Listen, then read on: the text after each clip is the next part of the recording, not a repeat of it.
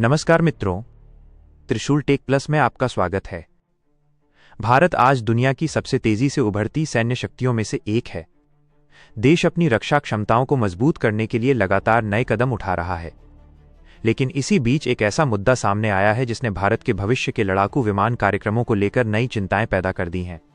दरअसल भारत के महत्वाकांक्षी तेजस MK2 और AMCA advanced medium combat aircraft कार्यक्रमों के लिए आवश्यक इंजन की आपूर्ति में लगातार देरी हो रही है। यह देरी केवल एक तकनीकी समस्या नहीं है, बल्कि भारतीय वायुसेना की भविष्य की युद्ध क्षमता को भी प्रभावित कर सकती है।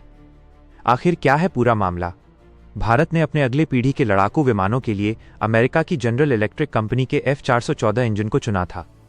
ये इंजन दुनिया के सबसे भरोसेमंद और शक्तिशाली लड़ाकू विमान इंजनों में गिना जाता है।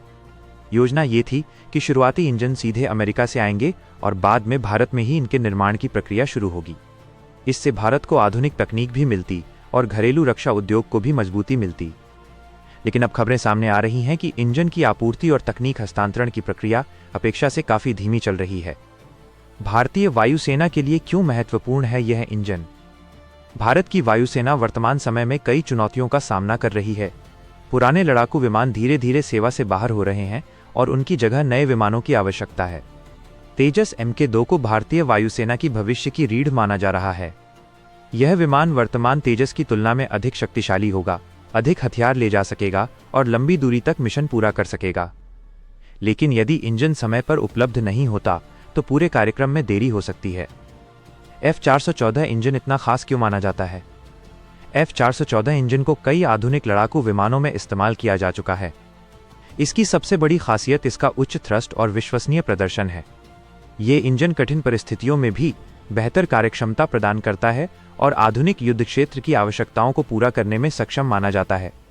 इसी वजह से भारत ने इसे तेजस MK2 और AMCA जैसे महत्वपूर्ण कार्यक्रमों के लिए चुना था। क्या बढ़ती लागत बन रही है समस्या? कुछ रक्षा विश्लेषकों का मानना है कि वैश्विक आपूर्ति श्रृंखला में आई बाधाओं, उत्पादन लागत में वृद्धि और अंतर्राष्ट्रीय परिस्थितियों के कारण इंजन की कीमतों में बढ़ोतरी हुई है। हालांकि इस विषय पर अभी तक कोई आधिकारिक पुष्टि नहीं हुई है, लेकिन कई रिपोर्टों में यह दावा किया गया है कि लागत और आपूर्ति दोनों ही इस समय बड़ी चुनौती बन चुके हैं।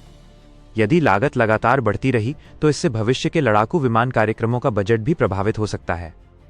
भारतीय वायुसेना को कितनी जरूरत है नए विमानों की? भारत की सुरक्षा परिस्थितियां लगातार बदल रही हैं। देश को एक साथ कई मोर्चों पर तैयार रहना पड़ता है।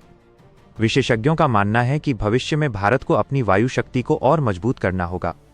इसके लिए बड़ी संख्या में आधुनिक लड़ाकू विमानों की आवश्यकता होगी। यही कारण है कि तेजस MK2 और AMCA जैसे कार्यक्रम केवल तकनीकी परियोजनाएं नहीं हैं, बल्कि राष्ट्रीय सुरक्षा से सीधे जुड़े हुए हैं। कावेरी इंजन फिर चर्चा में क्यों? इसी बीच भारत का स्वदेशी कावेरी इंजन कार्यक्रम एक बार फिर सुर्खियों में आ गया है। कई वर्षों से विकसित किए जा रहे इस इंजन को अब नई तकनीकों और नए सहयोग के साथ आगे बढ़ाने की कोशिश की जा रही है। यदि भारत भविष्य में अपना पूरी तरह स्वदेशी लड़ाकू विमान इंजन विकसित करने में सफल हो जाता है तो विदेशी कंपनियों पर निर्भरता काफी हद तक कम हो जाएगी।